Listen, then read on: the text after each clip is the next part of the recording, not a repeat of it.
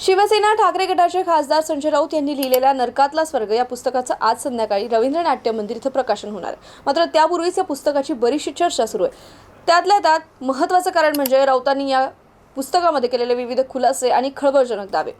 या पुस्तकाबद्दल बोलताना म्हणजे माध्यमांशी बोलताना संवाद साधताना संजय राऊत यांनी एक मोठं विधान केलंय आणि त्यामुळे आणखी खळबळ माजण्याची शक्यता आहे। 2025 पेक्षा अधिक काळ महाराष्ट्रात भाजप शिवसेना युती होती, मात्र गेल्या दशकापासून हे राजकारण बदललंय आणि भाजप शिवसेनेची युती तुटली आहे, त्यात फूट पडली आहे आणि ते पाहता पाहता दोन्ही पक्षांमध्ये मोठी दरी निर्माण झाली। या संदर्भात बोलताना राऊत म्हणतात, त्यांनी एक महत्त्वाचं विधान असं केलंय की भाजप आणि अमित शहा यांच्याबद्दल ते बोलले। मी तुरुंगात असताना मला भेटण्यासाठी शहांनी प्रयत्न केला। पुस्तकातली सर्व गोष्ट मी सांगू शकत नाही, पुस्तक वाचा असंही ते म्हटलेत।